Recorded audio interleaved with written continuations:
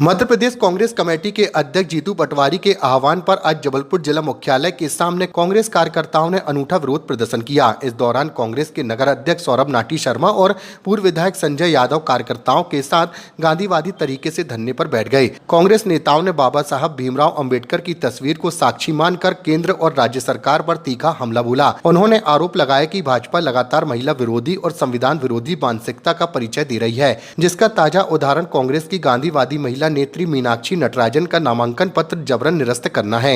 धरने को संबोधित करते हुए पूर्व विधायक संजय यादव और नगर अध्यक्ष सौरभ शर्मा ने कहा कि भाजपा अब वोट चोरी के बाद सीट चोरी के घिनौने खेल पर उतर आई है।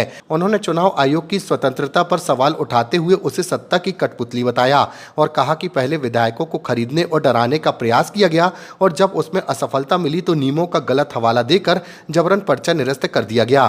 कांग्रेस नेताओं ने चेतावनी भरे लहजे में कहा कि देश को बचाने के लिए अब भाजपा भगाओ देश बचाओ का नारा बुलंद किया जाएगा और इस तानाशाही के खिलाफ गली मोहल्लों में उग्र आंदोलन छेड़ा जाएगा। भारतीय जनता पार्टी की सरकार लोकतांत्रिक प्रक्रियाओं को,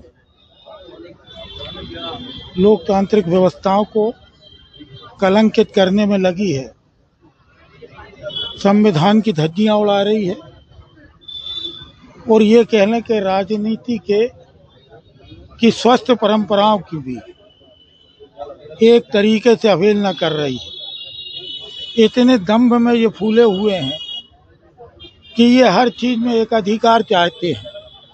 नियम, प्रक्रिया, कानून, संविधान, ये किसी को कुछ नहीं समझते।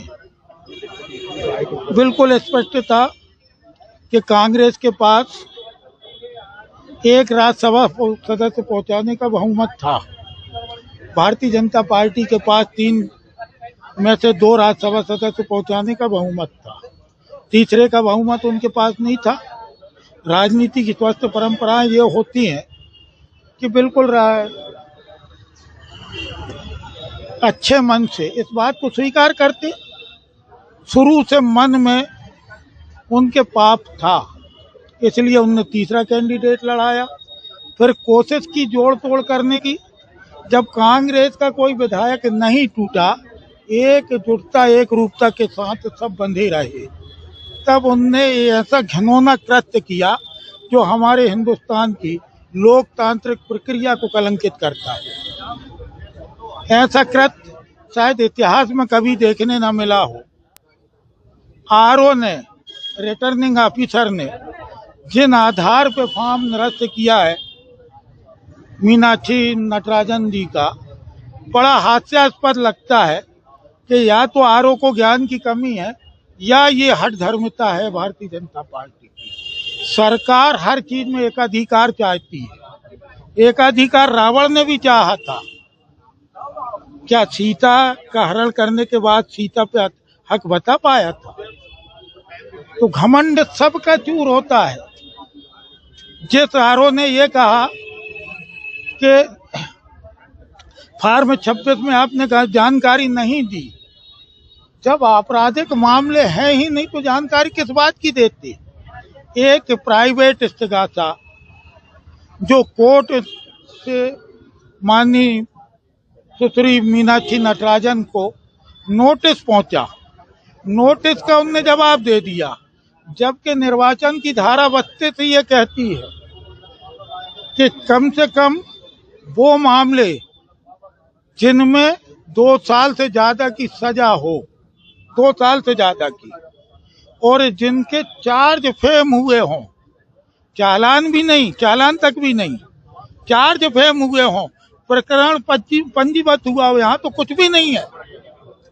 एक जानकारी सिर्फ के आधार पे ये पूरा का पूरा नामांकन निरस्त किया गया। ये एक तरीके से देश को तानाशाही की तरफ ले जाने का एक संकेत है। मध्य प्रदेश कांग्रेस कमेटी का आह्वान पर शहर कांग्रेस कमेटी, जिला कांग्रेस कमेटी ग्रामीण में आज हम लोग यहाँ शांतिपूर्ण गांधीवादी तरीके से 12 बजे से 4 बजे तक धरना देना है। अभी मैं सुन रहा था पूर्व सचिव विधानसभा के इसरानी जी, उन्होंने कहा कि पर्चा निरस्त होने का कोई कारण नहीं, अगर निरस्त करना था तो उसको पहले सुनवाई का मौका देना चाहिए था। और दूसरा बात, दुर्भाग्य इस बात का है देश का कि निर्वाचन आयोग को जो चीज तय करना चाहिए वो चीज सत्ता तय कर रही। ये तो दुर्भाग्य है, लोकतंत्र का चीरहरण है। और इस तरह से लोकतंत्र की गरिमा को तार तार करने का काम भारतीय जनता पार्टी विगत कई सालों से लगातार करती आ रही। जब से मोदी सत्ता में आए 12 साल से लोकतंत्र को खंडित किया जा रहा है, विखंडित किया जा रहा है और देश के साथ मजाक किया जा रहा है। ये हम कतई बर्दाश्त नहीं करेंगे। हम अभी तो गांधीवादी तरीके से आंदोलन कर रहे हैं। आज हमारा गांधीवादी तरीके से पूरे ग्रामीण क्षेत्रों में सभी ब्लॉकों में शांतिपूर्ण प्रदर्शन हो रहा है 11 बजे से 4 बजे तक। लेकिन हम लोग आने वाले समय में गली गली, गांव गांव, कूचे कूचे इस नरेंद्र मोदी की जो नाकामियां है, नरेंद्र मोदी की जो लोकतंत्र की हत्या की लोगों को बताएंगे, आम लोगों को बताएंगे और ईंट से ईंट बजा देंगे। हम तो कांग्रेस पार्टी वो पार्टी है जिसने देश को आजादी दिलाई है।